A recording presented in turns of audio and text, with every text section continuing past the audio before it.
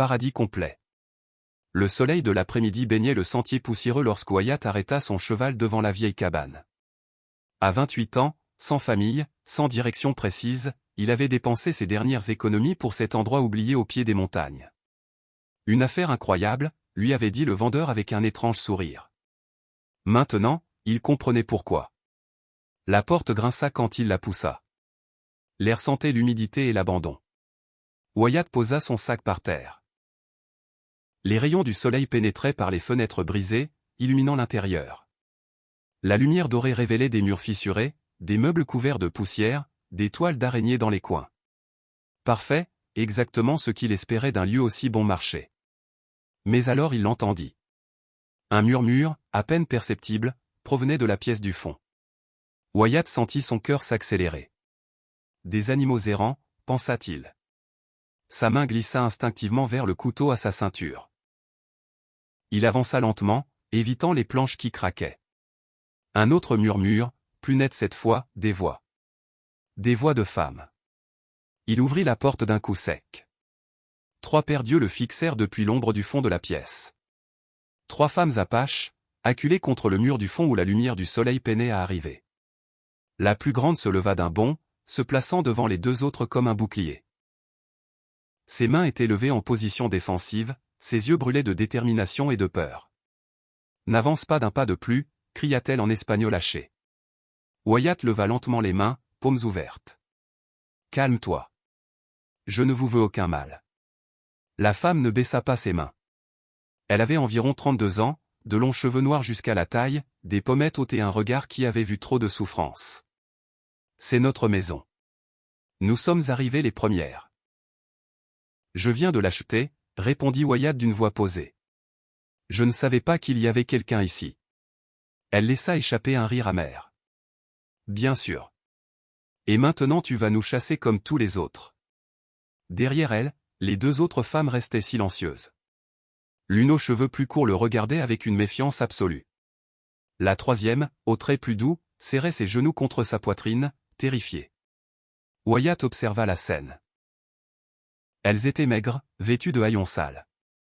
Dans un coin, quelques vieilles couvertures, des restes de nourriture misérable. « Vous avez faim » demanda-t-il simplement. La question les prit de court. La meneuse fronça les sourcils. « Quoi ? Je vous demande si vous avez faim. J'ai des provisions sur mon cheval. Du pain, de la viande séchée, des pommes. On n'a pas besoin de ta charité, » cracha-t-elle, même si son estomac la trahit d'un grondement sonore.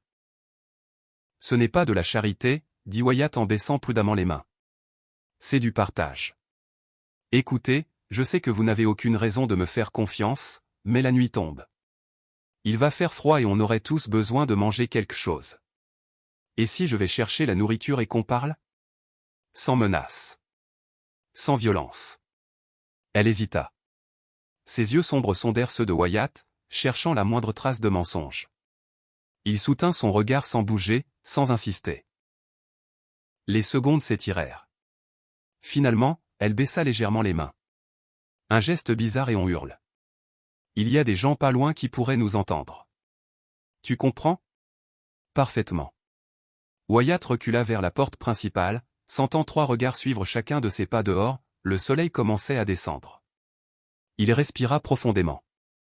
Dans quoi s'était-il embarqué ? Il prit son sac de provisions sur le cheval, faisant exprès des gestes lents et visibles.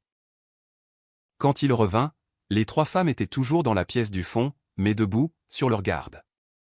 Wyatt s'assit par terre près de la porte, laissant une large distance. Il sortit le pain, la viande séchée, les pommes, la gourde d'eau, posa le tout devant lui et s'éloigna un peu. « Prenez ce dont vous avez besoin. » Celle aux cheveux courts bougea la première, rapide comme l'éclair, attrapa le pain et recula. Puis la plus jeune saisit les pommes de ses mains tremblantes. La meneuse fut la dernière, prenant la viande et l'eau sans jamais quitter Wyatt des yeux. Elles mangèrent en silence. Wyatt remarqua avec quelle voracité elles dévoraient. Elles n'avaient clairement pas fait un vrai repas depuis des jours. Quand elles eurent fini, la tension dans la pièce s'était légèrement adoucie. « Je m'appelle Wyatt, » dit-il doucement. « Est-ce que je peux connaître vos noms ?» La meneuse l'observa un long moment. « Kiona, dit-elle enfin en se désignant. Puis elle pointa les autres. Tala. Luna. Kiona. Tala. Luna, répéta Wyatt en hochant la tête avec respect. De très beaux noms. Kiona ignora le compliment. Qu'est-ce que tu vas faire de nous? Wyatt s'adossa au mur, réfléchissant. Il voyait la peur cachée derrière la bravade de Kiona. Ces femmes étaient au bord du gouffre. Rien, répondit-il finalement. Cette cabane est grande. Il y a assez de place. Vous pouvez rester. Le choc traversa les trois visages. Kiona plissa les yeux. Pourquoi? Parce que c'est la bonne chose à faire. Personne ne fait la bonne chose, dit Kiona avec amertume. Pas sans vouloir quelque chose en échange. Wyatt la regarda droit dans les yeux. Il y avait tant de douleur dans ce regard sombre. Tant de force. Tant de méfiance gagnée dans le sang. Alors je serai le premier. Il se leva prudemment. Je dors dehors cette nuit pour que vous vous sentiez en sécurité. Demain on parlera davantage. Il prit une couverture dans son sac et se dirigea vers la porte. Avant de sortir, il se retourna. Kiona, dit-il doucement. Elle leva les yeux. Tout le monde n'est pas mauvais. Pour la première fois, il vit autre chose dans ses yeux. Pas encore de la confiance, mais peut-être une minuscule étincelle d'espoir. Wyatt sortit alors que le soleil disparaissait derrière les montagnes. Il s'enroula dans sa couverture près du cheval et regarda la cabane où une faible lumière orangée éclairait encore les fenêtres. Cette histoire allait être intéressante. Et sous ce ciel immense, dans ce coin perdu du monde, 4 âmes solitaires venaient, sans le savoir encore, de commencer à écrire le début d'un paradis improbable.